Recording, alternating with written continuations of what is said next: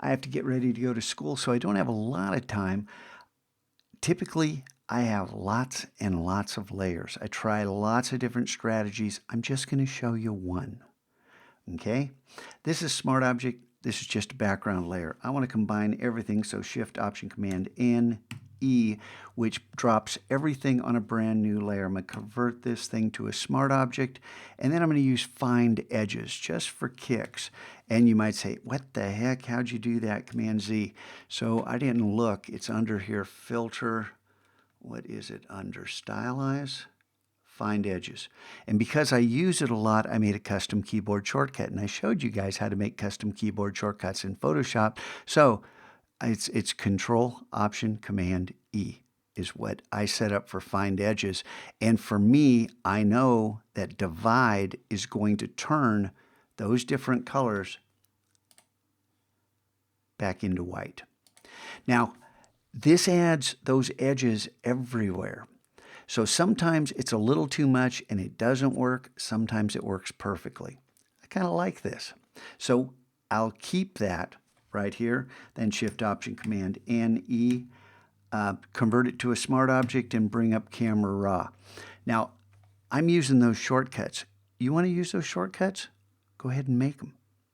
Okay?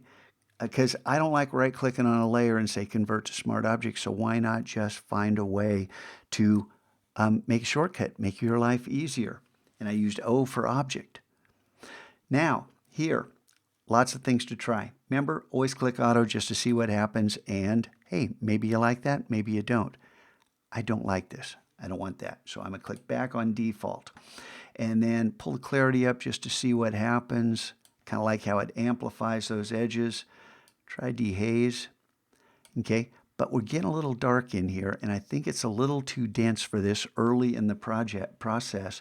So it can lower the blacks down, lower the shadows down, and maybe pump the exposure up. Then play with contrast. Drag it all the way left, all the way right, and you see what happens. And I don't particularly like either one of those, so I'll make Command Z, take that back, and then play with the highlights. Trying to see. I'm not watching the slider, I'm watching the image, trying to see what I like, because I don't want to be influenced by where this thing is. And then try the whites, pull that back and forth. Now, we don't have a lot of time, so I'm just going to stick with this. There's all these other tabs. Hey, you can even change the hue here. What about changing that red, yellowing it up a little bit? We're not getting a lot of effect in there. So, that's orange, so I'm going to hit Command Z. The red doesn't have that same control.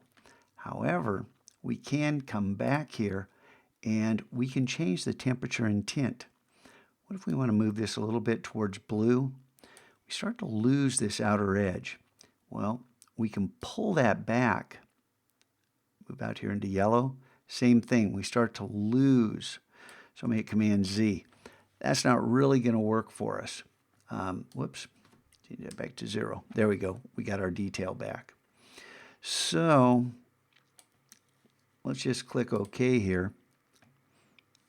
And there's so many different things to try after this. I'm just going to show you one.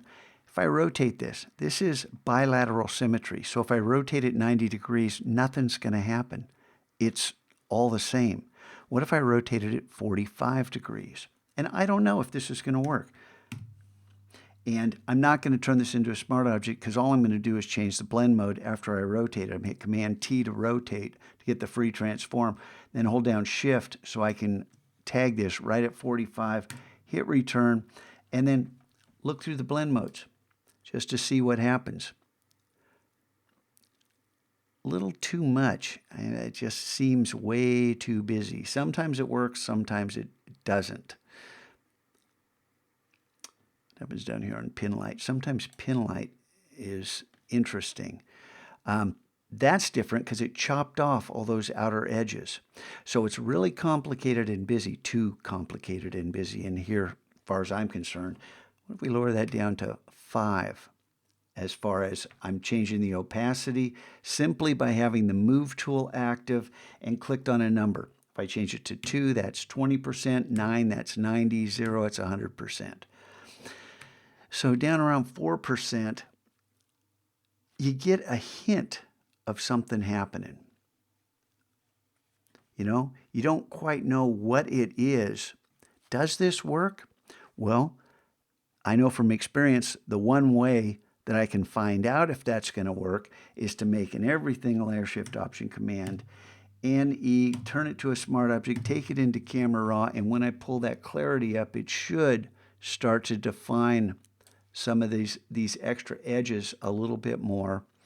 And you can see now our extra geometry is starting to come into play. This is still really busy. I think I'd probably end up throwing this away, but I don't know. You know, I'm going to see what happens. And, you know, changing this from parametric to point, you can control these. But if you go over to point, well, actually either one of these, you can see we've got a really strange distribution. We have nothing really dark. Everything's over here kind of from mid-gray over. So I'm not quite sure if we darken some of this and lighten some of this, how that's going to work. Starting to blow out this again. This is just this big dance that you do. Now, what about saturation? Are these blues getting oversaturated? What happens if we come down here and just lower those down? These purples a little bit. Okay, you might say, well, is this getting all dim?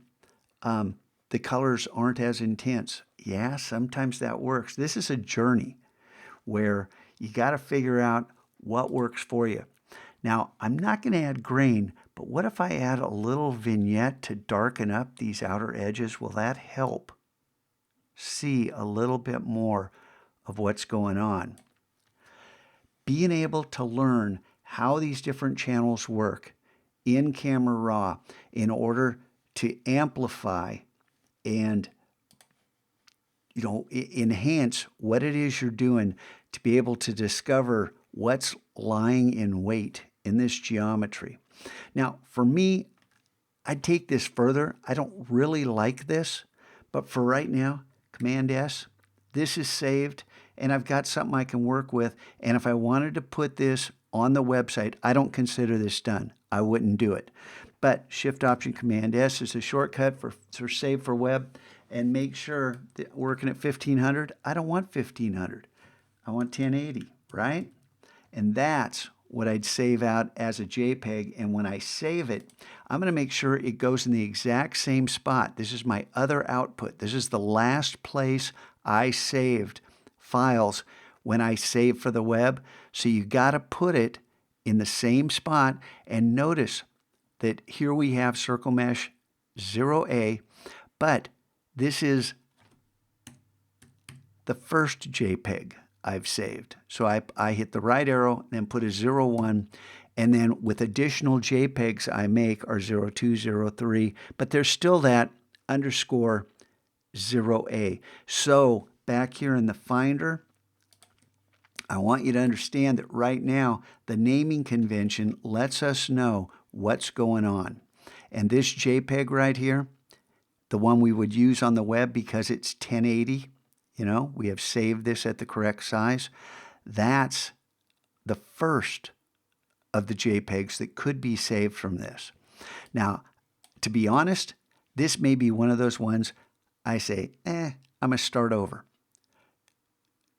It's not everything's a winner. Don't save just anything and put it on your website. Shoot for beauty. Again, this is just too busy in this ring right here. It's got too much detail, too many things going on that don't balance with this outer edge or this inner area.